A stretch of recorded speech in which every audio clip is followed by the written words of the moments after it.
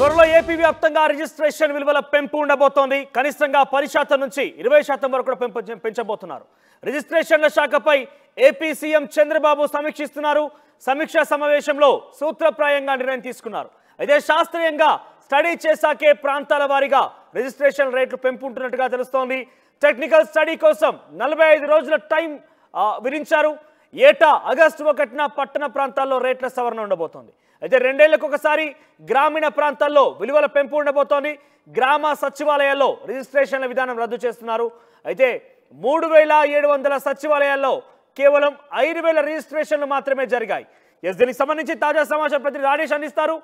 రాజేష్, ఏ రకంగా ఉండబోతుంది? రిజిస్ట్రేషన్ల విలువ పెంచేటువంటి విషయంలో ఎటువంటి నిర్ణయం తీసుకోబోతున్నారు ప్రభుత్వం? స్టాంప్స్ అండ్ రిజిస్ట్రేషన్ శాఖల మీద నిన్న ముఖ్యమంత్రి చంద్రబాబు నాయుడు సమీక్ష చేశారు. ముఖ్యంగా గత 5 ఏళ్ల కాలంలో రిజిస్ట్రేషన్ ఛార్జెస్ అనేవి చాలా ఎక్కువగా పెంచారని ఒక విమర్శ వస్తున్న నేపథ్యంలో రిజిస్ట్రేషన్ ఛార్జీల పెంపుకు సంబంధించి రిజిస్ట్రేషన్ వాల్యూకి సంబంధించినటువంటి అంశంలో నిన్న సమీక్ష చేసి ఒక నిర్ణయానికి వచ్చారు. కొత్తగా అంటే జనరల్గా ప్రతి ఏడాది పట్టణ ప్రాంతాల్లో ఆగస్టు 1న కొత్తగా రిజిస్ట్రేషన్ ఛార్జీకి సంబంధించినటువంటి ఛార్జీలు పెంపుదల ఉంటుంది. గ్రామాల్లో అయితే గ్రామీణ ప్రాంతాల్లో 2 సంవత్సరాలకు ఒకసారి రిజిస్ట్రేషన్ ఛార్జీ పెంపు అనేది ఉంటుంది. కానీ గత వైసీపీ హయాంలో 2020లో 21లో వరుసగా ఛార్జీల పెంపు 20% వరకు పెంచేశారు. అయితే అంత శాతం ఉండడం కరెక్ట్ కాదని అభిప్రాయం వ్యక్తం అవుతున్న నేపథ్యంలో ఇప్పుడు దానికి సంబంధించినటువంటి అంశంలో ప్రభుత్వం అధ్యయనం చేయాలని నిర్ణయించింది. దానికి సంబంధించి ఒక 45 రోజుల ఒక టైం బాండ్ పెట్టుకుంది. టైం బాండ్ లోపు 45 రోజుల్లోపు అధ్యయనం చేసి దాని నివేదిక వచ్చిన తర్వాత రిజిస్ట్రేషన్ ఛార్జీల పెంపు అనేది పెంచే అవకాశం కూడా కనబడుతుంది. ఈ నేపథ్యంలో చూస్తే కనుక 10 నుంచి 20% అంటే 10 నుంచి 20% వరకు పెంచే అవకాశం కనబడుతుంది.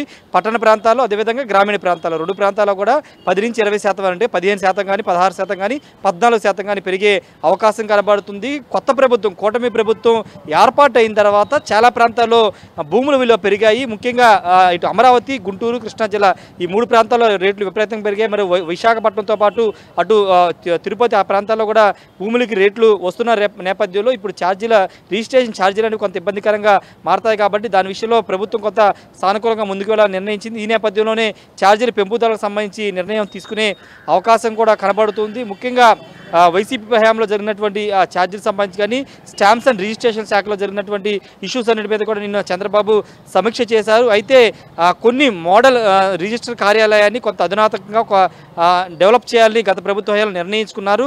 అయితే ఇప్పుడు ఆ ప్రతిపాదనని వెనక్కి తీసుకోవాలని చంద్రబాబు చెప్పినట్టు తెలుస్తుంది. పూర్తిగా మౌలిక వసతులు అంటే రిజిస్ట్రేషన్ అక్కడికి వచ్చేటువంటి కార్యాలయాలకు వచ్చే వాళ్ళకి ఇబ్బందులు లేకోకుండా మౌలిక వసతుల మీద దృష్టి పెట్టాలని చంద్రబాబు నిన్న అధికారులని ఆదేశించారు. ఆ మౌలిక వసతులకు అవసరమయ్యే 10 కోట్ల నిధులు కూడా ప్రభుత్వం వెంటనే విడుదల చేయడానికి సిద్ధంగా ఉందని నిన్న ముఖ్యమంత్రి చెప్పినట్టు తెలుస్తుంది. ఏదేమైనప్పటికీ కొత్త రిజిస్ట్రేషన్ ఛార్జీలు చూసాం. కేవలం రూరల్ ఏరియాస్ లో ఒక రకంగా, అర్బన్ ఏరియాస్ లో ఒక రకంగా ఉంటుంది. కానీ ఇక్కడ ప్రాంతాల వారీగా డిఫరెన్షియేట్ చేయడం అనేది దేనికి సంకేతంగా చూడాలి?